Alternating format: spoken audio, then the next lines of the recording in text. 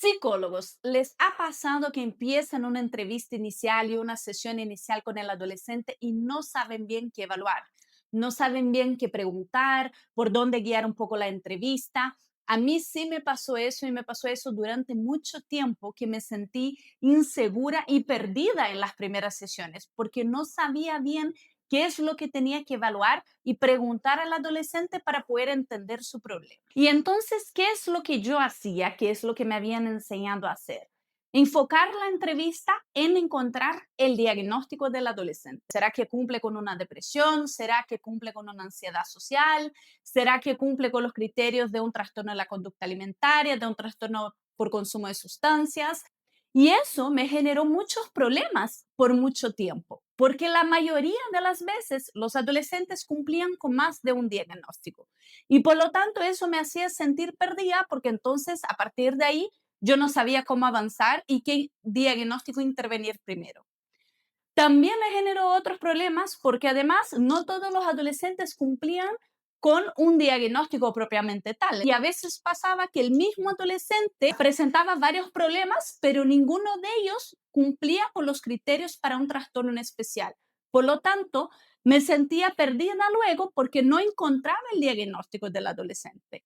Y entonces me sentía perdida con estas situaciones y buscaba solamente etiquetar el problema. Entonces, cuando el adolescente no cumplía con ningún diagnóstico en particular, ¿qué hacía yo? Ponía una etiqueta.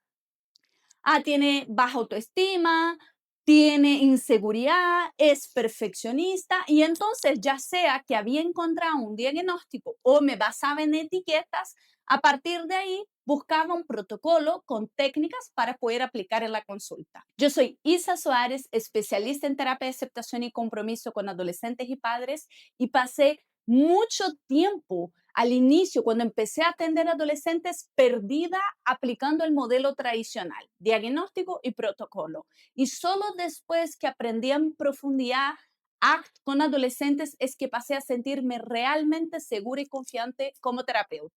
Y eso les voy a tratar de explicar en el video de hoy. ¿Qué es lo que tenemos que evaluar en las sesiones iniciales para poder hacer una buena entrevista con el adolescente?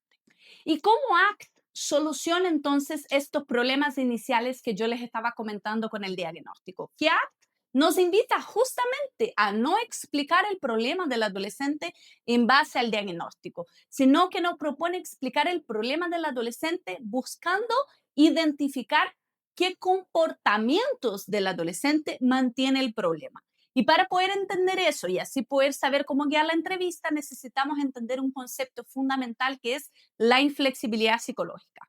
¿Qué es eso? Es cuando el adolescente utiliza muchos comportamientos o emplea muchos comportamientos para tratar de controlar, reducir, minimizar su experiencia interna incómoda, emociones y pensamientos difíciles, y entonces lo que hace, lo hace para evadir y minimizar estas emociones, y eso le funciona a corto plazo.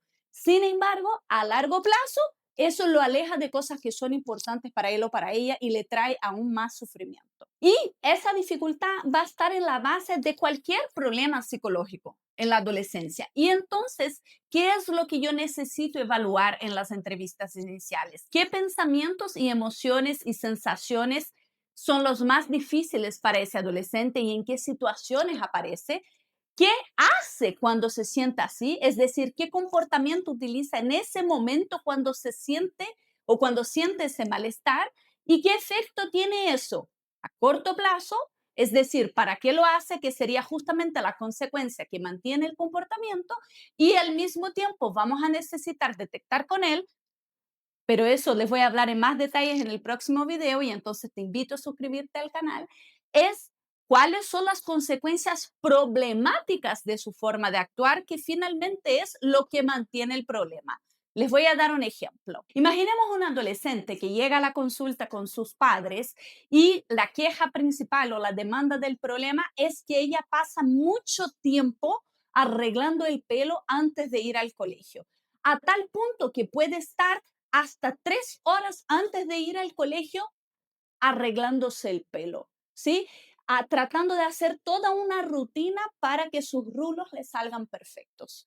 Y entonces, cuando los padres cuentan eso en la entrevista inicial y la adolescente también no se queja de que pasa mucho tiempo haciendo eso, uno empezaría a preguntar cuál es su diagnóstico. ¿Será que tiene un problema en la imagen? ¿Será que tiene un trastorno obsesivo compulsivo? ¿Será que cumple quizás con los criterios de una ansiedad social? Y nos quedaríamos tratando de mirar el diagnóstico. Desde ACT no vamos a hacer eso. Desde ACT lo que vamos a hacer es preguntarnos para qué esa adolescente arregla tanto el pelo en la mañana. Y para eso le vamos a preguntar a ella qué sientes y piensas antes de hacer eso. Cuando te despiertas en la mañana y tienes que ir al colegio, ¿qué es lo que sientes? Imagínate que nos diga, me siento ansiosa. Podemos ahondar aún más en esa sensación incómoda que viene antes de hacer eso. ¿Cómo es esa ansiedad? ¿Dónde la sientes? ¿De qué pensamientos está hecha? ¿Qué es lo que te preocupa cuando sientes ansiedad? Para tratar de entender mejor qué es lo que a ese adolescente en particular le genera ansiedad.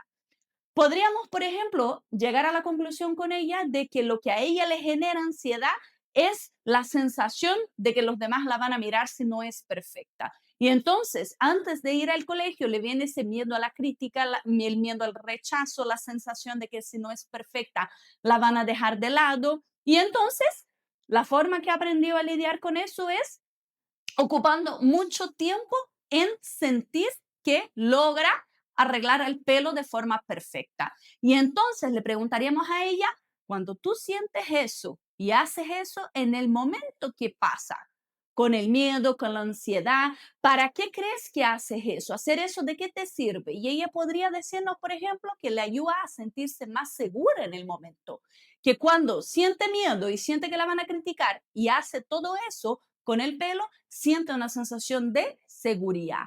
Y de ahí no nos quedaríamos, y eso también lo que hace ACT, que no es quedar solo con el problema superficial, trataríamos de mirar con ella en qué otros momentos de su vida le vienen el miedo a la crítica y el rechazo, porque seguramente no va a ser solo en la mañana, eso va a aparecer en el colegio, eso va a aparecer en otros momentos a lo largo del día y vamos a querer descubrir eso con esa adolescente. ¿Sí?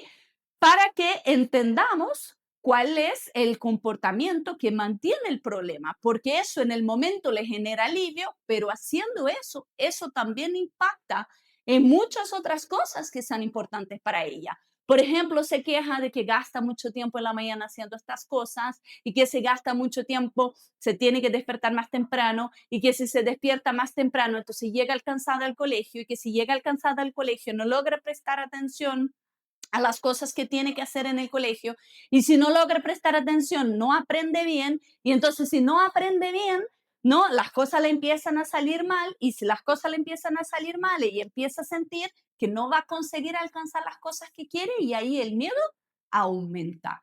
Y por otro lado, ella empieza a sentir que la gente la quiere por cómo se ve y no por cómo es realmente. Y entonces eso al final perpetúa o mantiene su inseguridad y su miedo a la crítica, porque haciendo estos comportamientos de evitación logra evitar el miedo en el momento, pero a la larga no está alimentando la persona que ella quiere ser y las cosas que son importantes para ella, sino que está alimentando al miedo. Y entonces eso es lo que vamos a tratar de descubrir con el análisis funcional de la conducta. Para que quede más fácil de entender, yo preparé una guía, que es una guía que está en mi curso Terapia, Aceptación y Compromiso con Adolescentes, pero les voy a compartir con ustedes gratis. Solamente tienen que entrar en el enlace del video que está en la descripción para poder descargar la guía y entender en más detalles cómo ACT soluciona esas dificultades que tenemos con el modelo orientado al diagnóstico y cómo podemos hacer el análisis funcional y las entrevistas iniciales a partir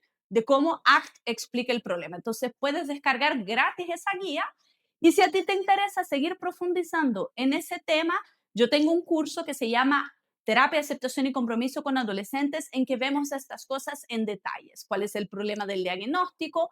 ¿Por qué no nos guiamos por el diagnóstico en ACT? Cómo explicamos el problema y de forma muy práctica vamos a ver cómo evaluar la dificultad del adolescente y cómo intervenir en ella de una forma efectiva. Así que te invito a conocer el curso si te interesa profundizar en ese contenido.